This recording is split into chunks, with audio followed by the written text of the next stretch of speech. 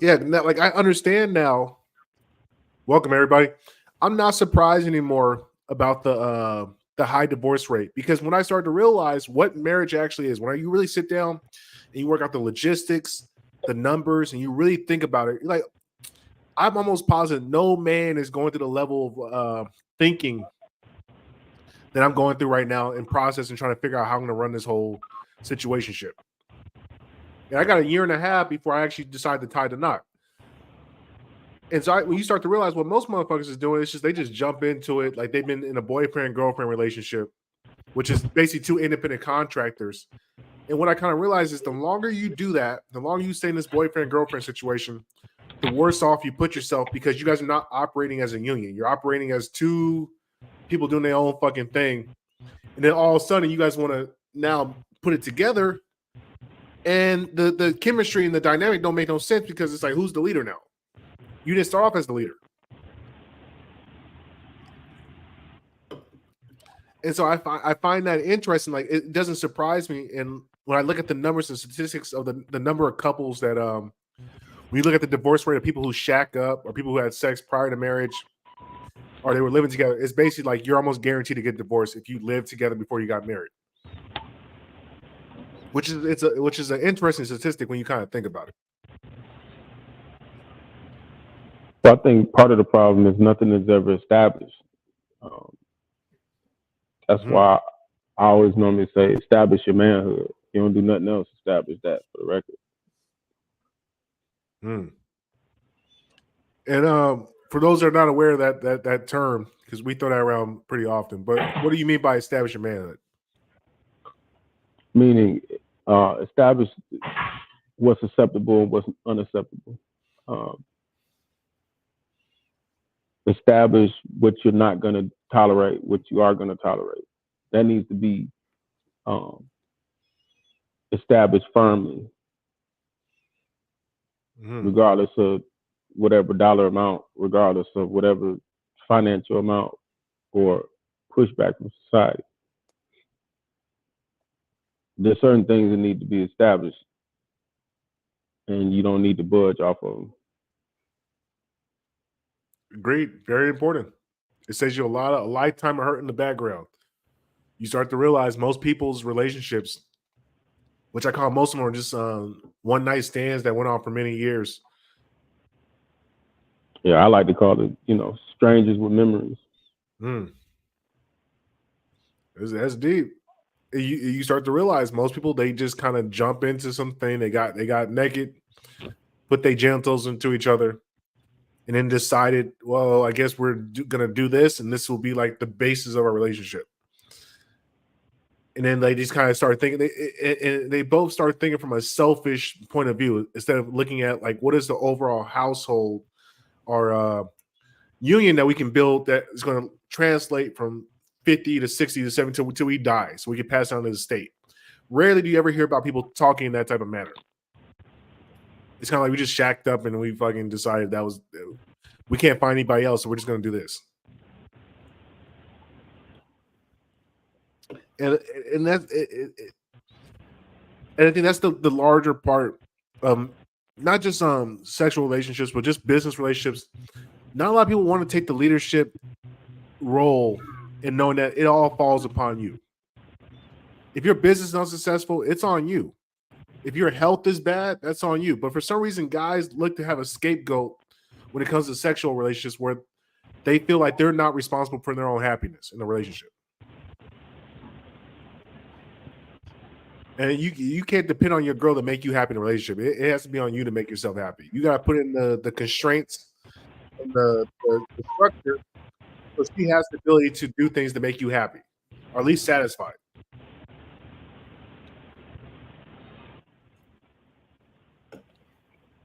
Yeah, but if I get you, yeah, go ahead, my brother. I'm sorry. And I totally agree with that. Too many times, and it's not just me and the women; it's women and men also. It's the blame game. Oh, you didn't make me happy. That's not the other person's responsibility. Making you happy, that's not their responsibility. Their responsibility is cooperating with you on whatever it does make you happy. That's their responsibility. That's a big one. That's very But big. it's not to make you happy. I mean, You gotta know your own happiness. You gotta be able to see and identify what makes you energetic, what makes you want to go jump up and be like, yeah, I want to go do this. right. And what you start to realize as a union is like, look, we got to discuss what are some things that you would love to see in this lifetime. Where would you like to visit? Okay, baby, I want to go visit fucking Machu Picchu, whatever that giant pyramid in Mexico, or the hell that thing's called. Okay, well, if you want to go do that, let me do the logistics. Okay, we need this amount of money. How long you want to be there for? I want to be there for a week. Okay, if we're going to be there for a week, we need this amount of money saved up, so we have this many bills paid up. So here is some things that you can do for your inputs that will give you the output of Machu Picchu 1 week vacation. Mm-hmm. And that's how you run a relationship. It's that simple. It sounds so fucking easy because it really is that simple and easy. But well, I would say it's that simple, not necessarily that easy, depending on who you're dealing with. You know, if you're dealing with Godzilla, it's not going to be easy. It's, you know, they're going to give you a run for your money. Now, I done dealt with plenty of jiu-jitsu jaw hookers. This is true. I can really give you a run for it. That's the funny part, man. But so much of it, it's like, because especially one of the biggest advice I try to give the men, and I get this from you. I get a lot of my shit. I just steal it from you. But you cannot have a successful relationship with a woman until you have a successful relationship with yourself. Oh, yeah. Yeah. Until you really understand yourself, until you really do the research, you write, dictate, go back, look on you, look at the growth, see your trends, see where you're fucking up. When you start there understanding you, oh, women are easy. They're fucking simple. Mm-hmm. It's almost a cheat code, to be honest with you. Mm-hmm. But why do you think most men find it difficult to try to discover themselves? Because we live in a world where it doesn't allow us to. That's why. For the most part, like I try to share with people, the mainstream world in the Western Hemisphere hates men. It's a covert type of hatred, though. It's the type of hatred where it's always under the cover. It's always sleight of hand hatred. Mm. It's never, it's never all out in your face, KKK, racism, I hate you. It's always,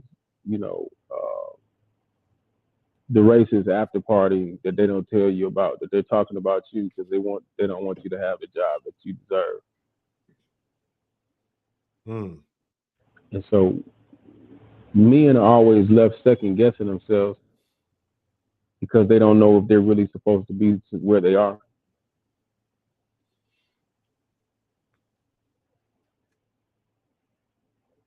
Mm. I can understand that testament. I had a period of time in my life where I didn't know kind of who I was, what was my purpose here. I was low achieving on purpose. Like I didn't know how to ascend. And I think the pandemic gave me a chance to just kind of sit back and meditate and be forced to really kind of look at myself. It's like, well, look, this is who you are right now, brother. So you can either stay that way and get worse, or it can get better. So you kind of have a choice. What do you want to do? And I think most men are so busy working, they've been so propagated with just inundated with like information. They never really sit back and take that chance to really think about their lives. Why are you in the position that you're in currently? Which is a good question a man should ask himself every day. Why am I in the current position I'm in?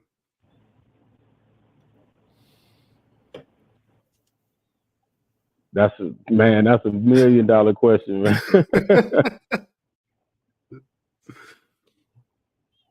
I know I got some answers for that question. But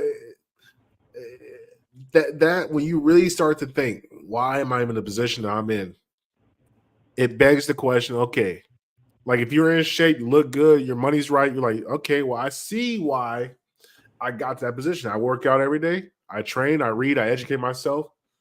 and I do the proper steps to make sure I follow a plan to get to where I want to. But that's easy to look at. It's not so easy to look at, man, when you 500 pounds, you can't read, you working at Walmart. That shit ain't fucking, nigga, how do I get here? You don't want to see why you got here. You want to kind of, yeah, you rather be anywhere else but who you are currently. And I think a lot of guys live that quiet desperation. That's one of the things I kind of identified as I've been roaming this world.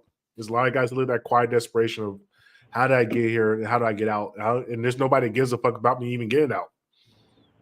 That's right.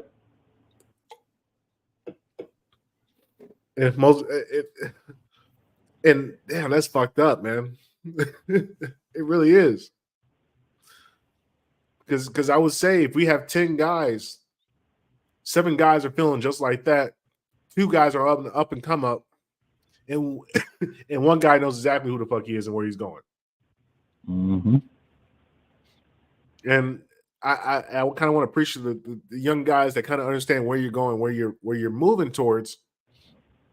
I want you guys to really understand your value and the light that you provide into the world.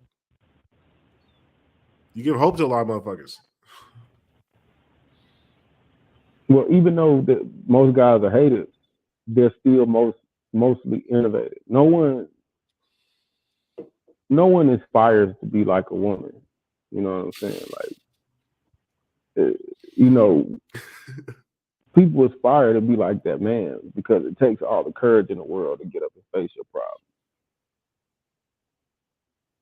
You don't hear about overcoming stories of a woman who overcame being homeless and no one really caring about nothing about her, and then all of a sudden she becomes like the hometown hero. Like, you don't really hear those stories. You hear those with men, but you don't really hear them with women. It's true. Most of the time, there's always somebody to save a woman. Right. And there's never the motherfucker to come save a guy. That shit don't exist, nigga. That's fairy tales. Right. Right.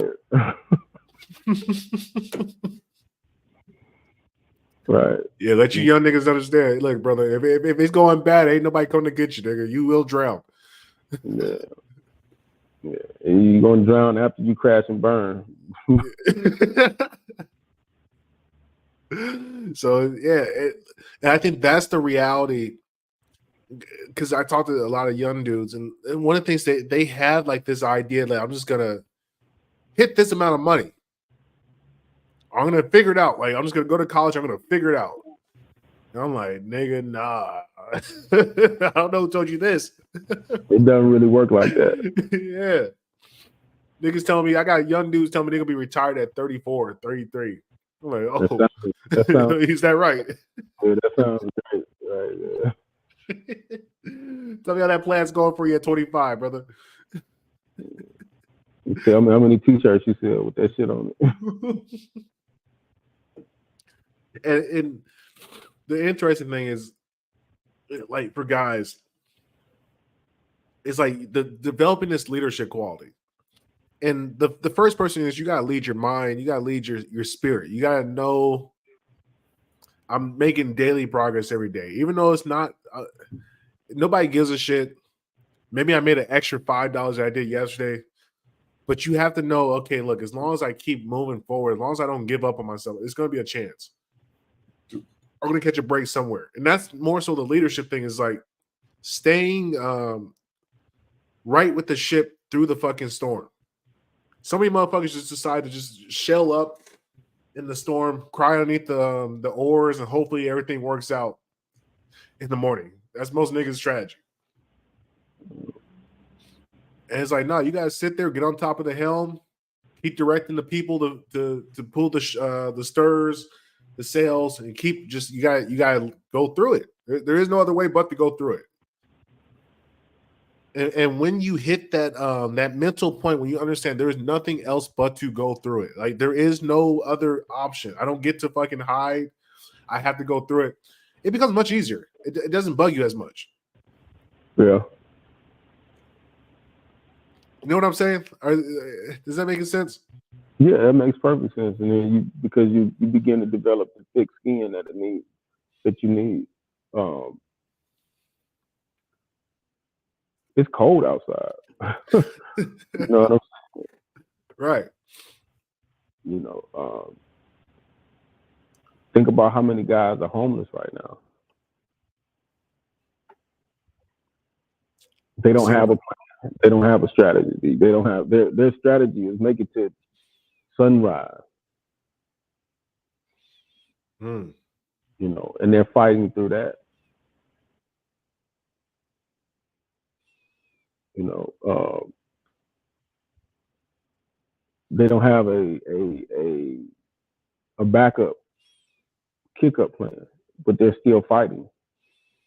Mm-hmm. You know, those are the people who are presenting themselves in the light of next up to experience the taste of success.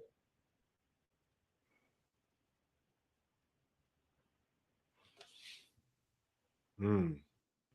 You know, it's not that difficult to get muster up the strength to talk to a female when you had to muster up the strength to take a bath where you could. You know, whether that be in the sink of a fast food restaurant in the bathroom, or you know, just Living in 24-hour fitness. Yeah. Living in a gym. right, living in the gym. You know, but you kept going. No one talks about that guy, the guy that's still going. He's still something is still pushing him forward. It's propelling him forward. It's like a spirit of fire. I remember I had experience about 2 years ago. My car broke down about 100 miles from home. I was doing Uber Eats and substitute teaching. My car was my fucking avenue to make money. So I'm 100 miles from the crib. My shit breaks down. They tell me the engine gonna cost 5 G's. I got about $600 in the bank account, and rent's due in 10 days. So I'm looking at the situation like, damn. I see why motherfuckers kill themselves. I get it now. I ain't surprised. You reminded me of that time I was in Cincinnati. I don't even. But you hit a break. Like there's something that happens. There's something blissful about it. When you see the mission so simple, like I realize, okay, well I'm fucked. It's all bad. Hell in a handbasket. If I could just get in my bed and get a warm meal, I call it a victory. Right. Hey, you just like, okay, so I just did everything I could do. Calling people, hey, look, I need some money for a Greyhound ticket. I'm checking out how I can get rides to the nearest city. When I got on that Greyhound and I got back to my bed, I had to walk about 3 miles to get back to my house. And when I got into my bed, I laid down. I had the best piece of sleep I ever had. And that morning I woke up, I said, it's time to get to work. And it's like you just start stacking the small wins, but just getting home and be able to sleep in my bed was such a fucking victory. And that's what you start to realize. That's what keeps these guys going. So even though you're homeless on the shelter, I was able to get a blanket for somebody and get a hot cup of soup. Mm-hmm. I got a reason to keep going. Hopefully something better happens tomorrow. I got 24 hours to figure some shit out. And like that, and that's the essence of man. It's like as long as you got some resources and the ability to try to figure some shit out. If you haven't given up that ability, I guess, to say, yeah, to figure shit out, you got a chance in this life. Mm-hmm. It's when people start looking for other motherfuckers to tell them what to do. That's when you're finished. That's when you're cooked. It's like you could take advice from people. Don't get me wrong, advice is good, but a nigga telling you exactly what to do and how to do it. Yeah, You know what I'm saying? And that's the life that so many men have lived. Is what I'm starting to discover is that they went from like high school, somebody telling them what to do, to their mama telling them what to do, to their dad telling them what to do, to a job telling them what to do, to a boss, to society telling them what they should be, what a man is. And by the time they get to the end of life, they're not even a man no more. They're just this, I don't know what you would call it, like a shell of a man. Yeah, a beta blob. Mm. And the sad thing is, I'm starting to notice is that it's happening earlier with these young kids, where that the spirit of the boy is being killed earlier. Mm-hmm. Do you think there's any way that we can get that rectified, get that fixed? Of course, but it's gonna take what people don't want, and that's initiative, innovation, and a bit of rebellion. Mm. You know, there's only one safe space for men, and that's freedom. True. That's freedom. You could find a comfortable place for men. And yeah, you can go in and do what somebody else tell you to do and do it how they say do it, and you'll be comfortable, but you won't be free.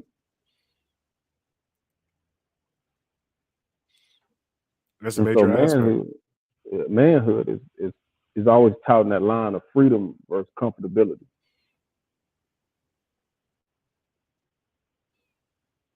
Mm.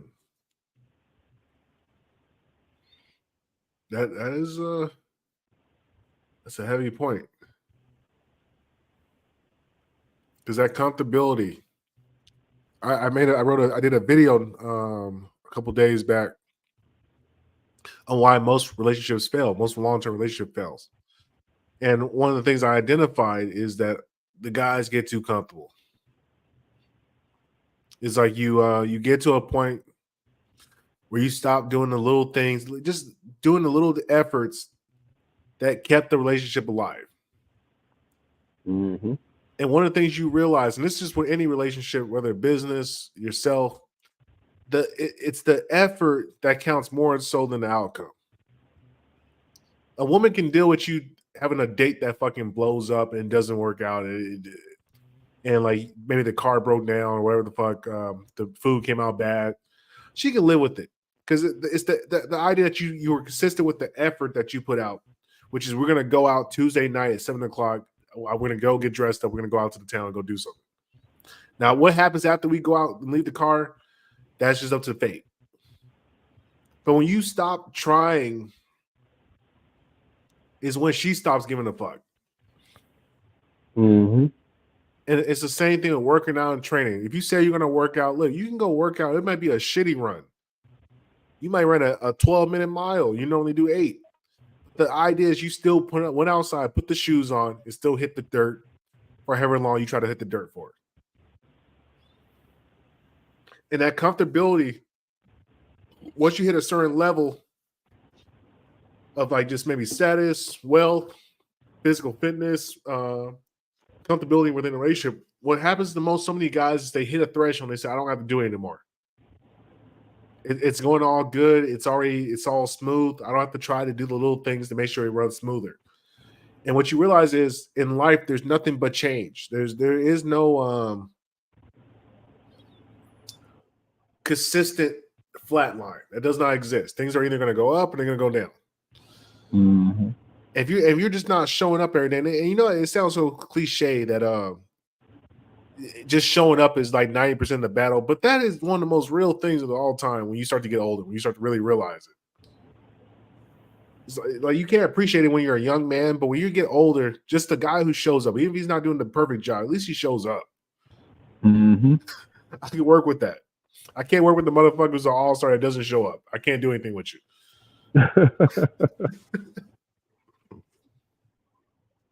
And you start to realize just showing up, it stacks victories every day, but not showing up has the same idea of like an exponential downward effect. So like, okay, like you and your wife, you guys take a walk every fucking Friday. You miss it one Friday. Okay, that's bad. But she's like, okay, he had work. You miss it next Friday. She's like, wow, that's the second time in a row he missed it. He missed it the next Friday. What the fuck is going on? He's not showing up. Now, every time that you miss it, it's not just counted as like a -3, -4. It exponentially makes the situation worse. because there's certain things y'all supposed to talk about. There's certain problems, situations that you should have had solved and fixed that are now lingering, and some things like they just slowly start to hit to a point where it's fragiles the relationship, and then you can't get that back. It's fucked. Same thing with your health. If you keep eating bad and you keep being lazy, not training, eventually you hit a threshold where diabetes. You can't go back from diabetes. At least, am I aware? Can you get back from diabetes once you get it? You can reverse some of the effects, but once you have diabetes, you have diabetes. It's a chronic illness. Mm. Yeah, so it's like that effect is all throughout life. Is the positive and negative amplifications, just not taking care of things from being too comfortable.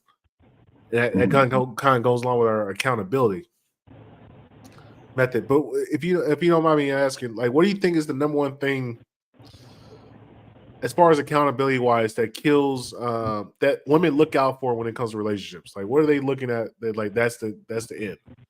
I won't accept that.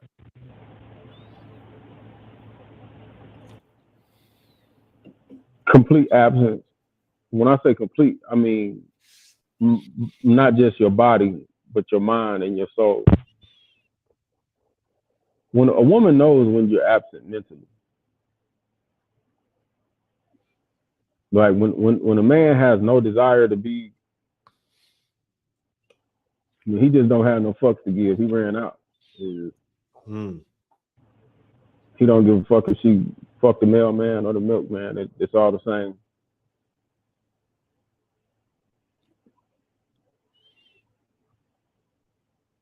You know, because to a woman, that's worse than being alone, is being with somebody and feeling alone.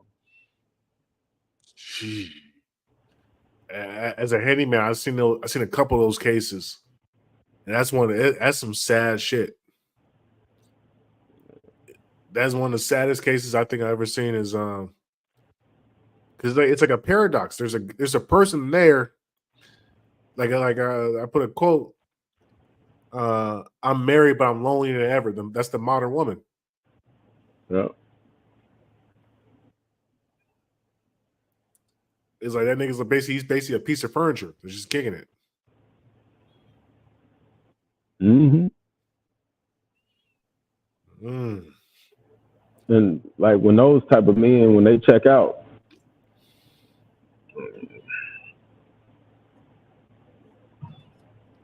she can look like Pamela Anderson on Baywatch, and they wouldn't give a fuck. How do you get to that point? Overload of stress, overload of perception of is reality. A lot of times those guys are the beta male guys that they depend on their male friends to present them what is right in all of their relationships with women, with men, with everybody.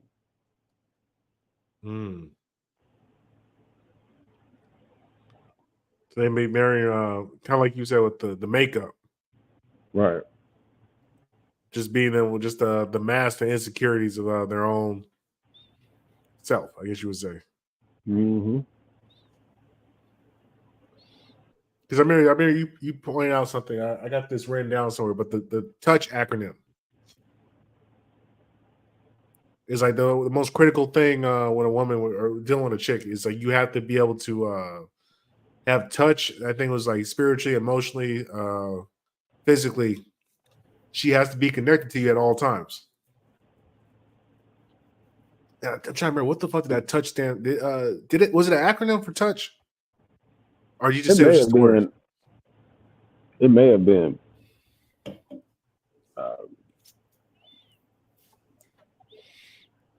But I realize how important that is. And then along with the idea of what so many other guys forget too about when it comes to relationship is the educational aspect. Like you always tell me, education is the gift that keeps on giving. As long as you are teaching your girl something, and you keep this constant flow of elevation through the mind, she's always gonna be connected to you because everything that she associates learning or growing with would be associated with you. And there's not too many guys who are gonna come in and teach a woman new things. And most guys are not trying to take on that task because most guys are not studious or scholars in that manner. Mm-hmm.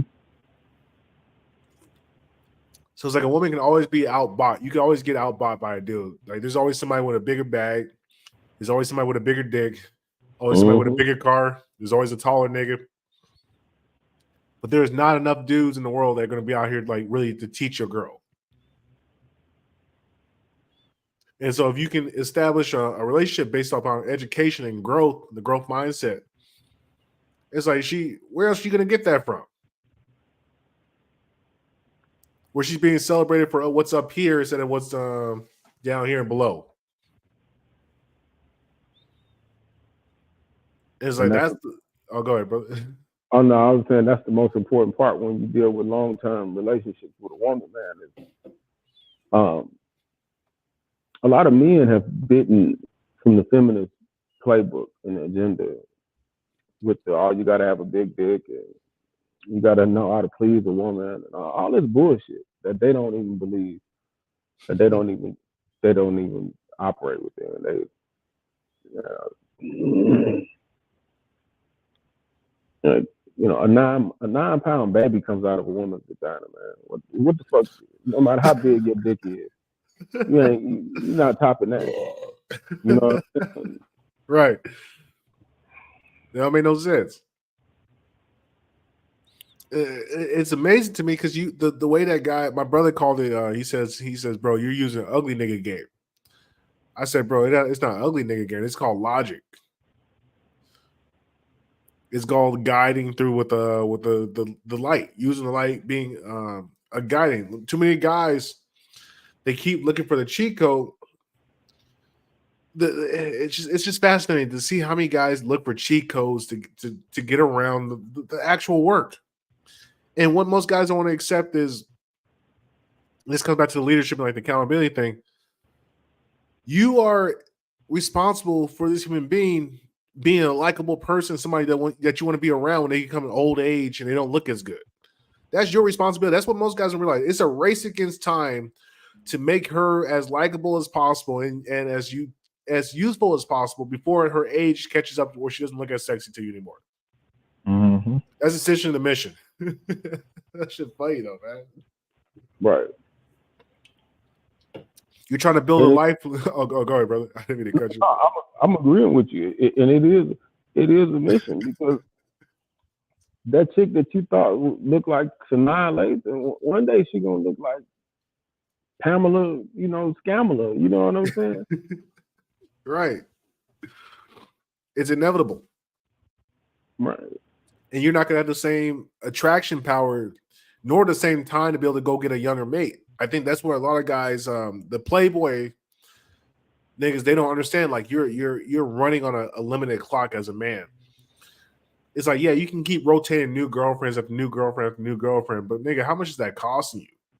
I don't want to have to restart every couple of years or every year with a new girl and go back to the ABCs.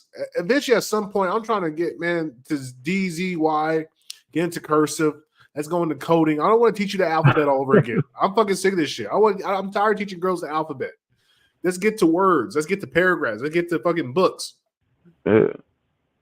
You know what I'm saying? Like but guys, they can't foresee that type of long-term thinking. Mm-hmm. Because like this sounds fucked up, but what happens to all women is eventually when they get older, they turn into like weak guys. Essentially, that's what they become. Yeah. Because like when you don't look as sexy anymore and you're not really hot, it's like, man, I don't know what to do with you, lady. I'm sorry. I don't want to talk to you. I'm sorry. I can't get nothing out of you. You can't give me a baby. What are we been communicating for? You got money? And most women don't understand that lesson until it's too late, and that's a very cruel lesson to learn once it's over. Yeah, because they start looking like the bro.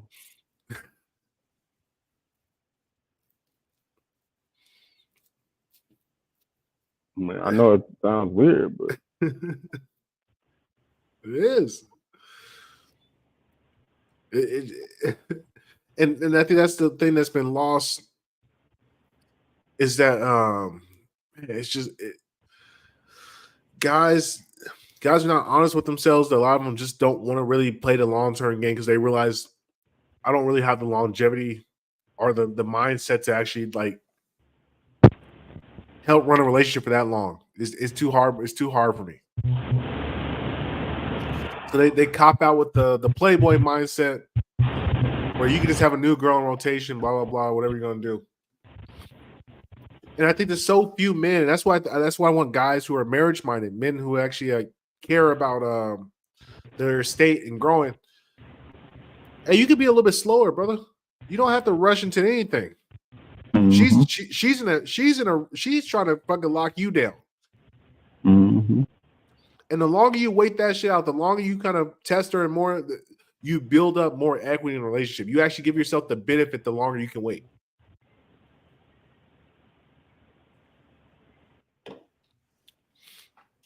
And it's just fascinating to me, like because it's the same thing with any relationship. That with a man, patience is so valuable. Your patience and your ability to just, hey, look, I don't have to do it all today. It's not necessary. Yeah, Rome wasn't built in a day. Yeah, no king makes a decision right away. He don't make snap decisions. He sits down. He gets surveys. He learns. Okay, what's going on here? He talks to his political advisors. If I was to make this choice and this choice, what would be the ramifications in this particular subsection of a culture? What weapons they got? He takes a long time to deliberate before making a rash decision, or what appears to be a rash decision. Mm-hmm. And a lot of young guys, they don't understand. Listen, bro, you got time. You rushing to nothing. You rushing to nowhere. Why? And I think that's the greatest aspect of leadership is when you understand how long the game is. I think a lot of times, I think the greatest quality of a leader is understanding the time. That's always the number one thing you have to identify within any concept or any project or war, whatever the fuck you're going through. What is the time frame?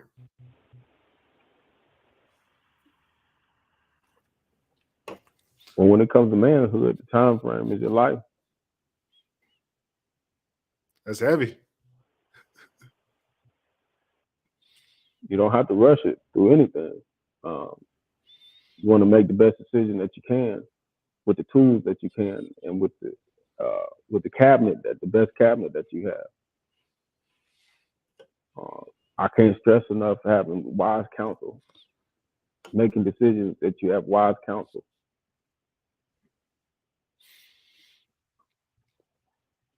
Not doing everything yourself.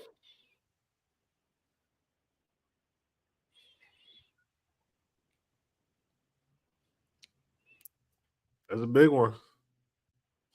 That pride of most guys gets in the way when they think they can be a one man Rambo army, nigga. It's like, bro, no. You're better off not even. One of the things I've really acquired to learn, especially in this past coming year, was not to partake in certain missions until I have found and identified team members that can run with me. Right. You're better off killing rabbits and small deer as opposed to trying to go get a mammoth by yourself. Yep. You can rely. There ain't no rush to get, and that's the thing with the young. It pains me because they really can't understand as a man how much time you really have, man. 30 is not old as a man. Very young. So young. Especially you take care of your body, you get the workout in. I'll be trying to explain to these young 18-year-old niggas, they want to rush to go get. I'm like, bro, you're not even in your 20s yet. What the fuck are you talking about? Wives and girlfriend. Why do you even have a girl for? Oh, it's because not of the bro. What's up? Because the bros. Yeah. The bros is the number one motivating factor. If they bros. You ain't lying. And they be like, That age, man. I've been that stage. I've been there. You know what I mean? I know exactly how I feel. Oh man, if you get this chick, man, you'll be the man. You know, that's how they talk. You know, mhm. it's a competition of foolishness. That shit funny, man. You know what's funny?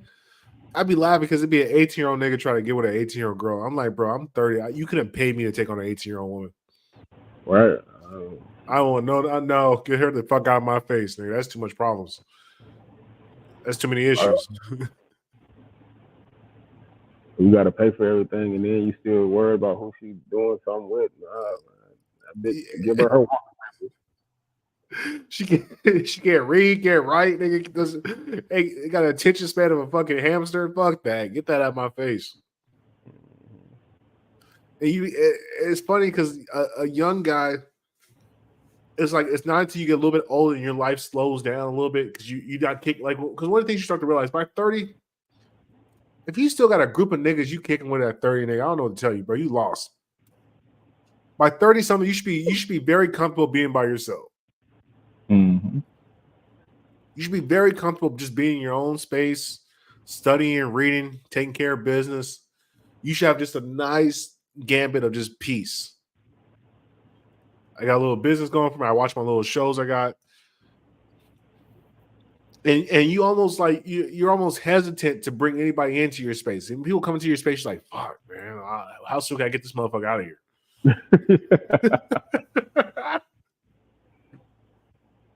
You're like, bro, I like you, nigga, but you gotta go, man. I'm sorry, brother. I gotta be by myself for a minute. Like, nigga, you been by yourself all day. I'll be here for 15 minutes. Yeah, I know, but that's 15 too long, brother. You gotta go. And it's like what you realize is once you get into that common space, it's much easier to deal with women. It's so much easier because it's like, look, baby, I'm very comfortable in my own shit, just kicking it by myself. I don't give a fuck if you leave or stay. It makes no fucking difference to me. So if you're gonna be around me, please behave yourself. I'm not having none of this fucking just outlandish behavior. It's not gonna be a part of my scenery. And you know what happens? Women obey. Yeah. Well, because they don't have any other options. See, you make people's choices real easy when you cut off those options.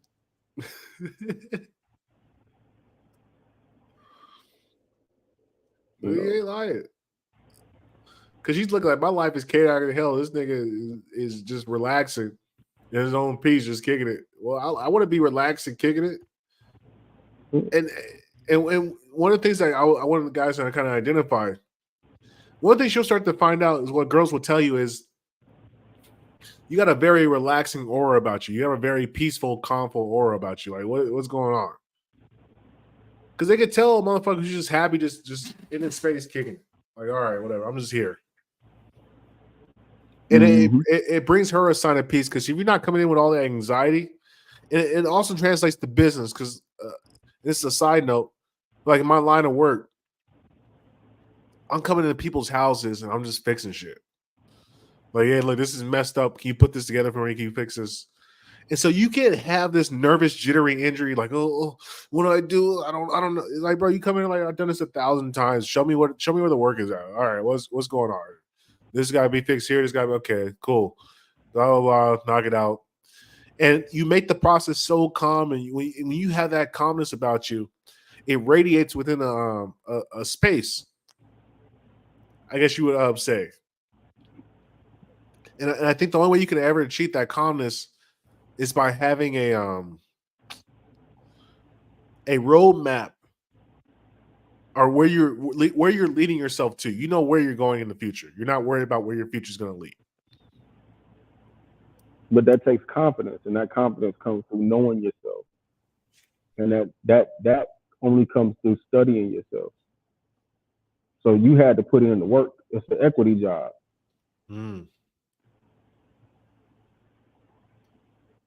That's real. It's hard to feel unconfident when you put the work in every day. Right. When you're reading, writing, showing up, doing business, doing all the little things that need to be done to put you in the best position, it's very difficult to not feel confident in yourself. Right. Like you will have to try to convince yourself, like, nigga, I suck. Even then, you lying to yourself. Right. And that's actually the etymology of the word education. It means to draw from oneself. A person can give you data. They can give you data all day long. You can go on AI and get Chat GPT to, print out your 20-page report on data, but that's just data. That's not education. Education is when you draw from yourself. What did you get out of it? That's a real one. What you get out of it. That's one of the things I realized. Like I think I'm almost 10 years removed from graduating college. Just about. I used to think my degree was so fucking worthless. I'm like, why the fuck did I get this degree? I'm teaching school. I'm in this much debt. Blah blah blah. But in hindsight, when I'm able to draw from it, the math, the analytical skills, the way I study life, the understanding of chemistry, how molecules, how atoms, not just how atoms, but how things vibrate with each other, how they kind of conjoin. I look at life so much more differently. And now I have a very unique aspect of how I view life. I don't look at life the same way that other people look at. Everybody else kind of sees just chaos. I see just a beautiful symphony of just vibrations. And it's like my experience of writing and all these other things, doing lab notes, dedicating myself to studying hard shit. It translates into everything else in my life. So now when I take the time to actually go learn something or try to do something or program or look to schedule things out, it's not difficult. It's like shit. I spent 4.5 years, 5 years doing lab notebooks for 3 classes a semester, taking hard ass math classes. So I was like, okay, shit. All I gotta do is read a marketing book and then kind of take some information that's useful from it. That's not difficult.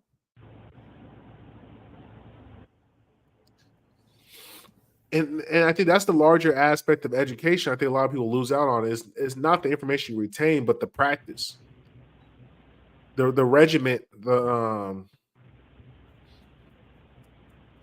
would almost say, I guess you would say, like the supplemental skills outside of the actual knowledge that you get from it. Mm-hmm.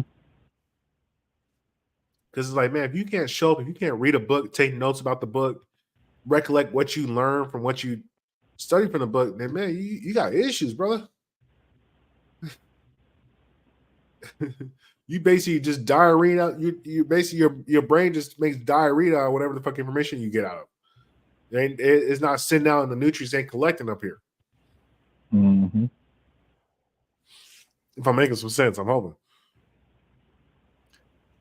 Well, let me ask you this: how do you think people can get better educated? How do you think, how can they flip the mindset to understand what the value of their education is?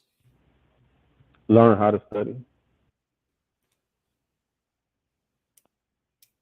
One of the biggest things that I was taught was learning how to teach yourself how to study. Because a lot of times in the Western Hemisphere, we just retain information and we memorize information, and we say, "I studied that," and you really didn't. You just retained the information. So you can repeat it, you can regurgitate it, but you don't know it because you haven't dealt with it in the field. You don't have a working application knowledge of it.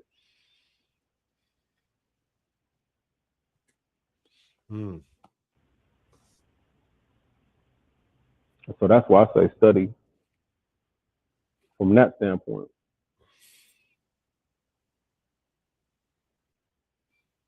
Study by teaching yourself how to study. That's a tough one for most people. Yeah. Because school has what's the word? incentivize motherfuckers from wanting to try to be better as far as learning. People think they go through school, you do a little math, you do what you gotta do, they graduate, they never they never pick up a book again. And I always wonder, like, how do you rekindle somebody's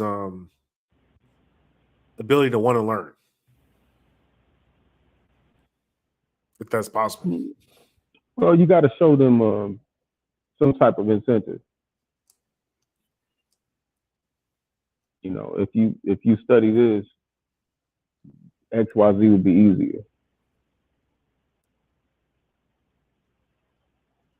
But you got to make it something that they're already interested in, that they hold an interest in. Mm-hmm.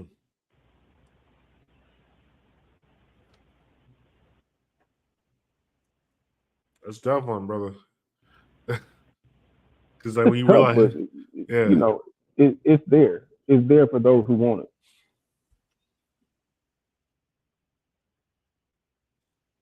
it. You know what's interesting? I think it's actually far easier to get women to want to study than men. From a if you are like a well-educated man, this goes back to the idea of relationships. If a woman truly adores you, she wants to be within your life. If you provide the incentive, which is, hey, look, you get to spend more time with me if you just study these things, you can make yourself a super sidekick. Yeah. Like guys will be surprised.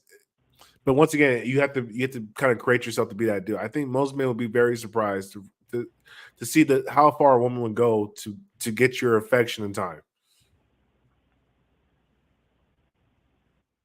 and how you can use that to your own advantage if you understand the leverage or what the situation that you got going. But I think most guys, they such sex fiends, they just think, oh well, as long as I can get sex, I'm cool.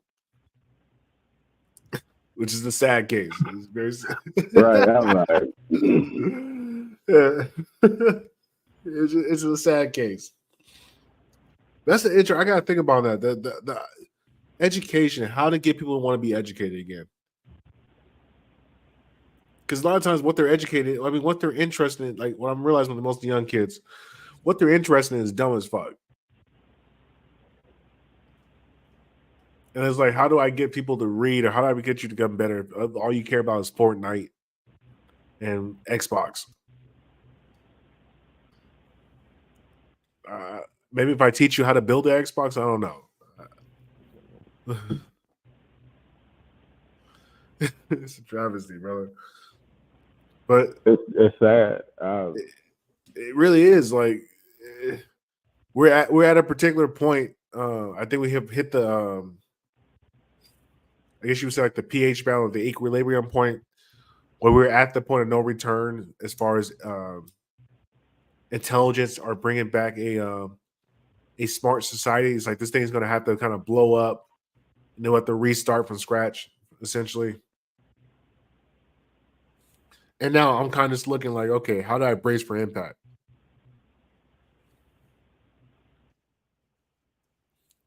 Because the trends that I see, education's at an all-time low. We're losing more and more teachers every day. The schools are getting more and more dangerous. The work environment is more hostile. People, just the general education people are just dumber. Most people are not making enough money, not enough food. So you get to a point where like, man, there's no incentives. I mean, there's incentives, but there's no conducive environment for people to be able to develop into better human beings. Like we don't have that type of environment at large scale. So we're producing way more dummies and violent, illiterate people than we are smart people. Mm-hmm. And at some point that balance, it gets to a point where you can't like one of the things you learn in chemistry is like titration, where you kind of let the thing drip, drip, drip, drip, and then it hits a point where like the pH, whatever, changes where it can't go back. It's irreversible. And I think we're already there in America as far as like our stupid people and kind of useless people. So at that point, all I can do is degrade the soil or degrade the environment to such a point where everything just pretty much dies off. it becomes survival of the fittest, and then those that survive will be like the next great generation of human beings. But the grand majority are kind of doomed to perish. You got to be willing to accept that too. Yeah. Jeez. But anyway, we're gonna go ahead and close that out for the night. I got to talk to you about something a little bit behind the scenes. I wanted to get your opinion on this matter. But I appreciate you guys for listening. Thank you very much. And yeah, be better leaders. Be better leaders so we have a better environment. Because this shit's sad. It's kind of pathetic. The purpose of modern civilization is death. That is not the purpose of modern civilization. We got to, I don't know if you want to see. What's your opinion on this one? The purpose of modern civilization is death. You have any last words on that? I slightly want to disagree. Modern civilization is not death, it's conformity. When you say modern anything, then you say civilization behind it. The purpose of civilization is conformity. It's to get everyone to conform to a certain standard or a certain subset of standards to push the group forward. So I wouldn't say, I couldn't say it's death, because then that wouldn't help any civilization, modern or ancient. I would say it's conformity, because once you conform, you have a unity based on that conformity. Pretty good. We need to have a question and answer session. But anyway, appreciate you all for listening. Yeah, I'll talk to you guys when we talk to you. Just hang on for a little bit. I'm going to talk to you after.